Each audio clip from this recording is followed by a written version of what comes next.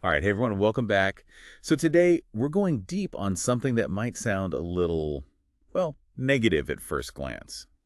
Project termination. Yeah, not exactly the most uplifting topic, Yeah, right? but stick with us because by the end of this deep dive, you'll see why knowing when to hit that start button can actually be like a secret weapon for success, believe it or not. Exactly. It's a bit counterintuitive, I guess, but sometimes calling it quits is actually the smartest move you can make. For sure.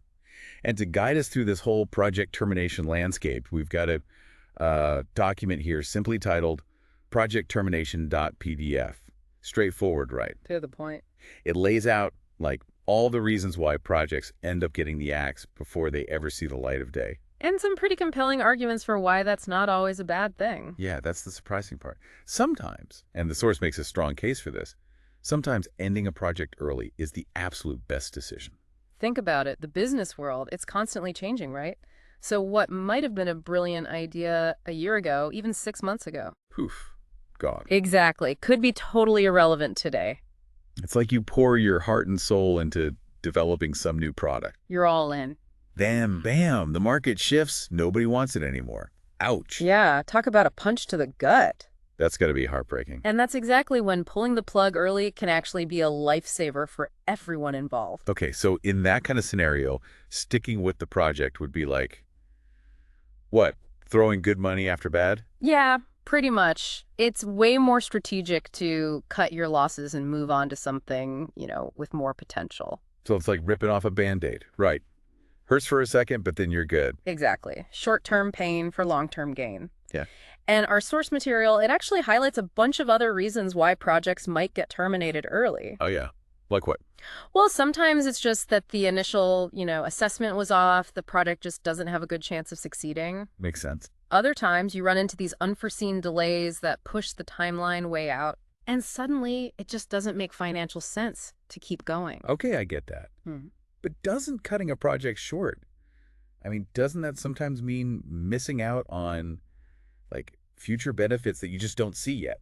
Right, there's always that possibility. So how do you balance, like, not wanting to take risks, but also keeping an eye on the long game? That's where things get tricky, for sure.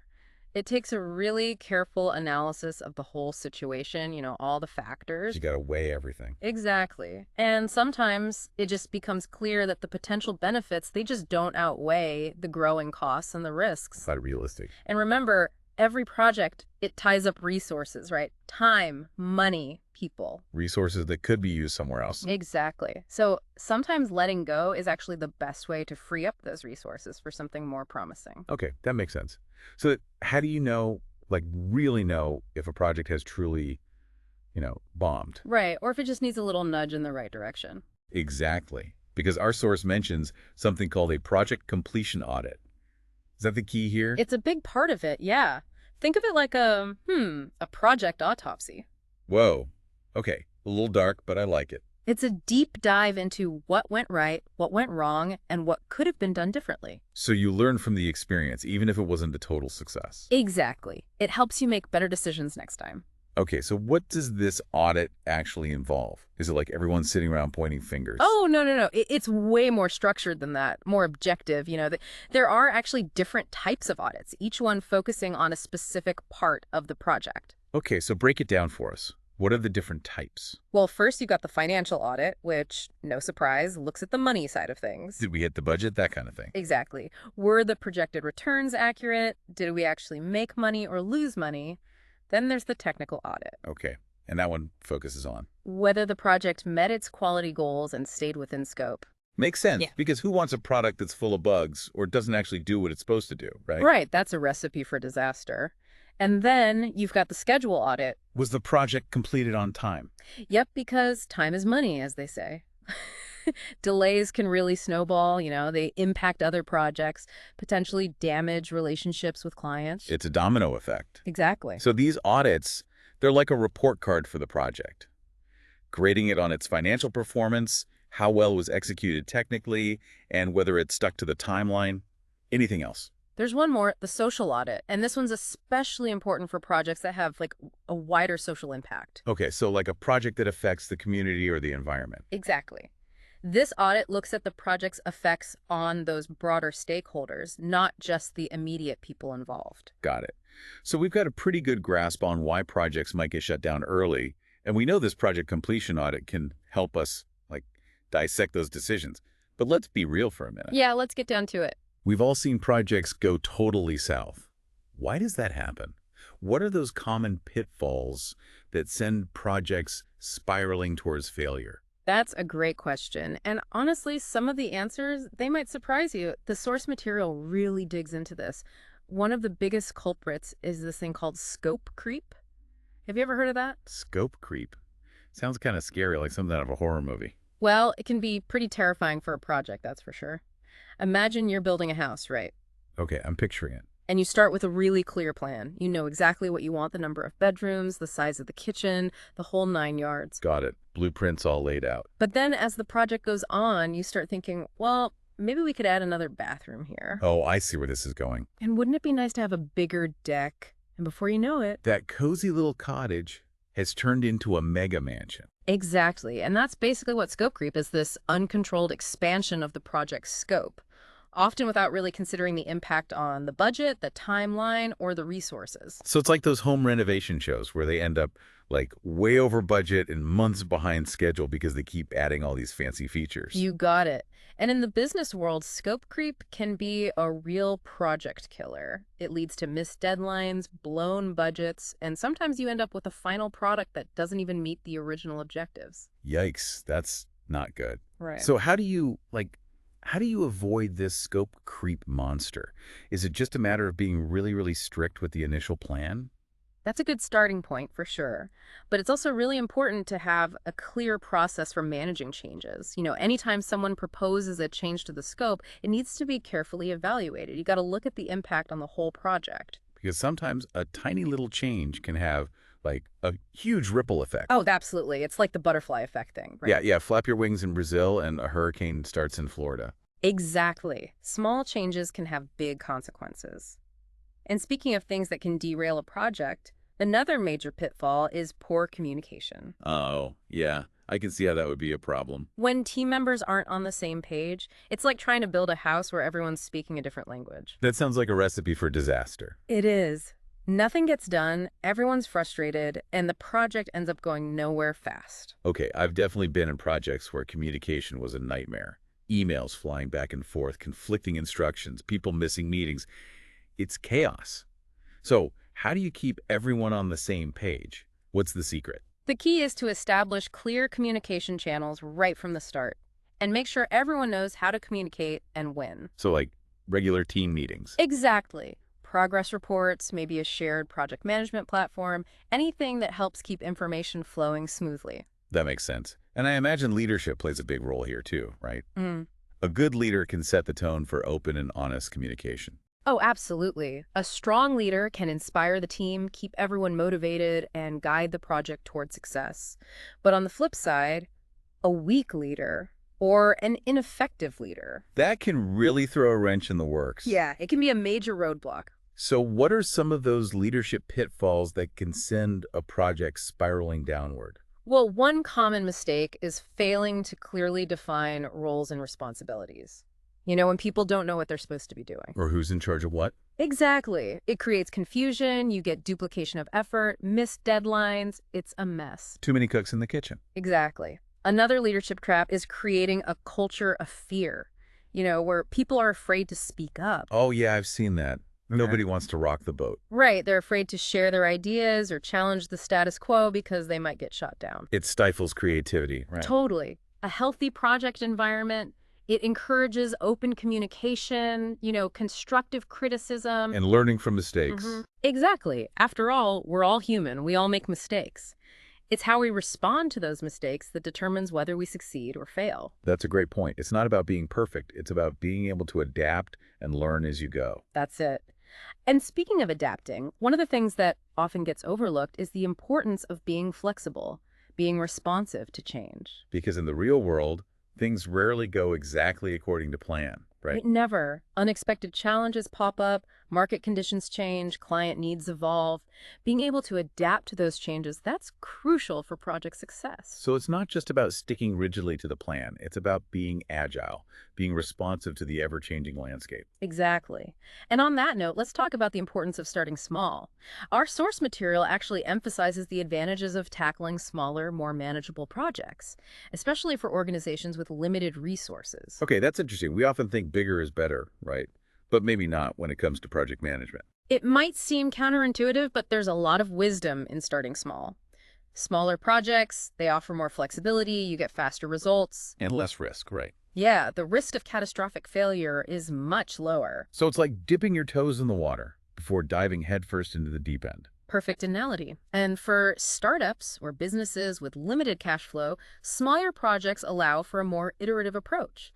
You can test ideas, gather feedback, and make adjustments along the way without risking a huge financial hit. That makes a lot of sense. It's like building a prototype before investing in mass production. Mm-hmm. But wouldn't that limit the scope of innovation or the potential impact of the project? Not necessarily. Think of it like this. You're a startup developing a new app, right?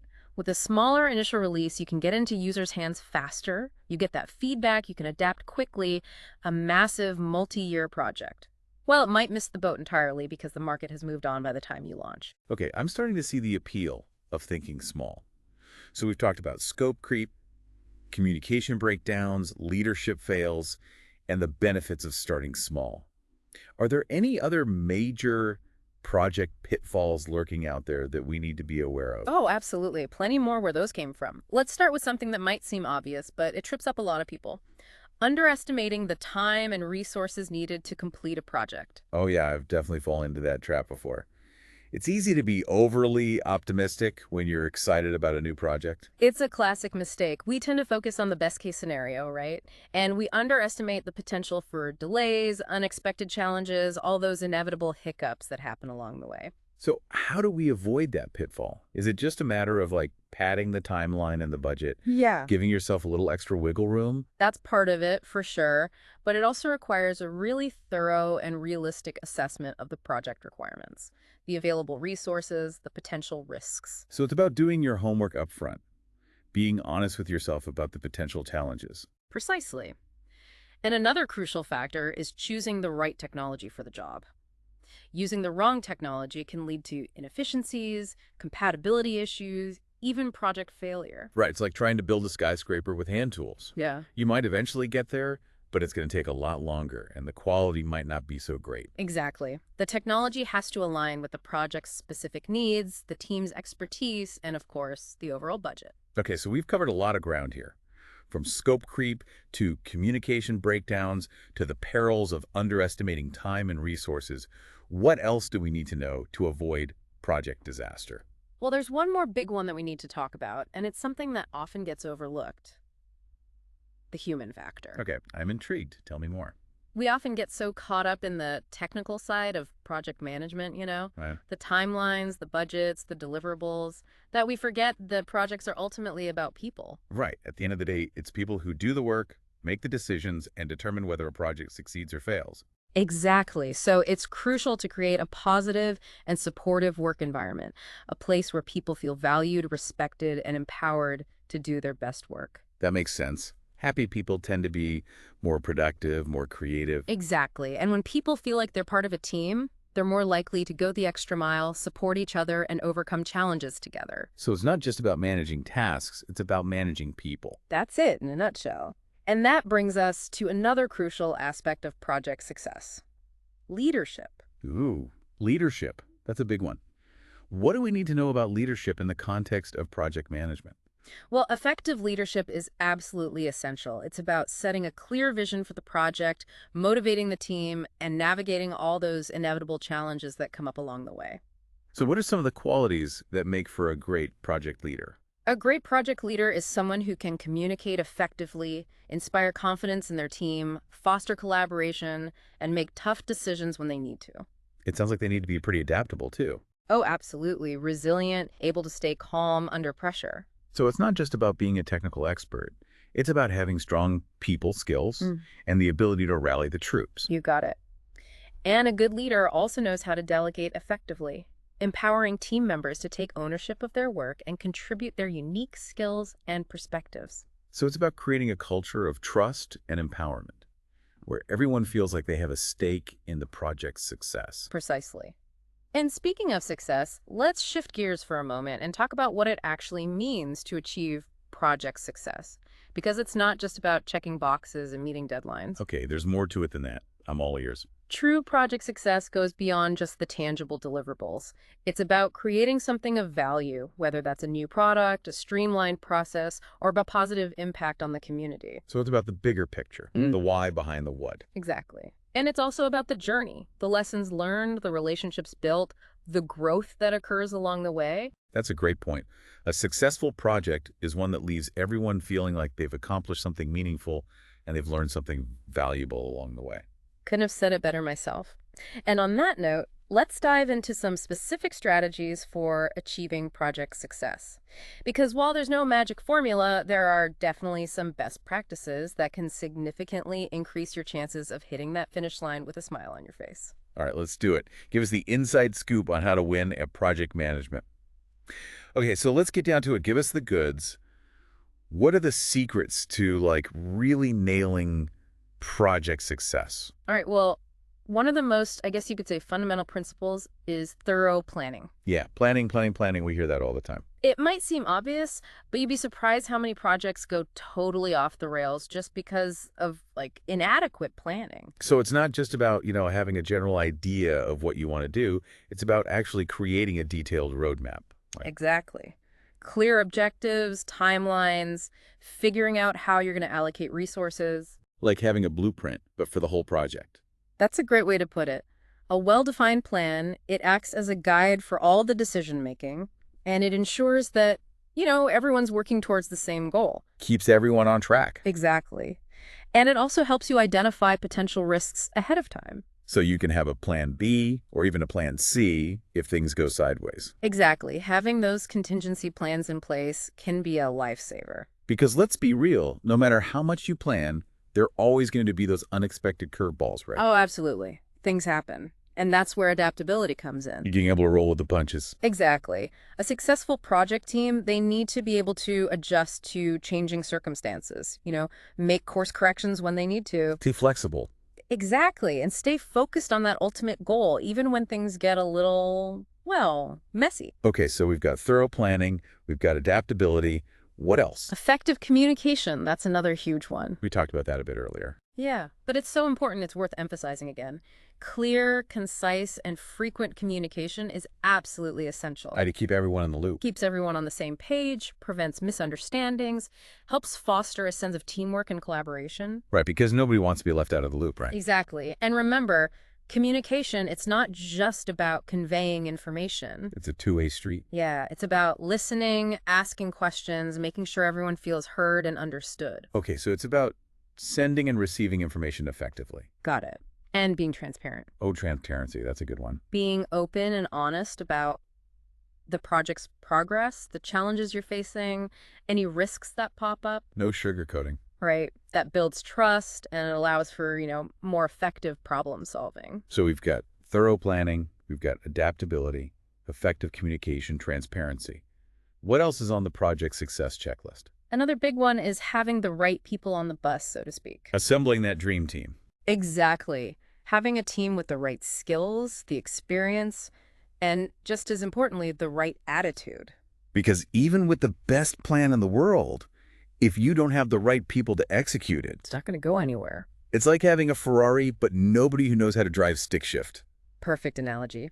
And it's not just about individual skills either, it's about team dynamics. How well everyone works together. Right. A successful team, they can work together effectively, communicate openly, support each other through the good times and the bad. So it's about creating that cohesive unit where everyone feels like they're contributing and making a difference. Precisely. And another thing that's often overlooked is fostering a sense of shared ownership. Like everyone has skin in the game. Exactly. When team members feel like they have a real stake in the project's success, they're going to be more motivated, more engaged, more invested in the outcome. They'll go that extra mile. Exactly. And that brings us back to the importance of leadership. Leadership, our old friend. A strong leader, They can create a positive and supportive work environment. Set the tone, right? Exactly. Inspire the team to strive for excellence and navigate all those inevitable challenges. So it's about setting a clear vision, providing guidance, and empowering the team to succeed. Couldn't have said it better myself. And a good leader also knows how to celebrate those successes along the way. Don't forget to give those high fives. Exactly. Recognize the team's hard work, acknowledge their achievements. Because a little positive reinforcement can go a long way, right? Yeah, for sure. It keeps the team motivated and energized.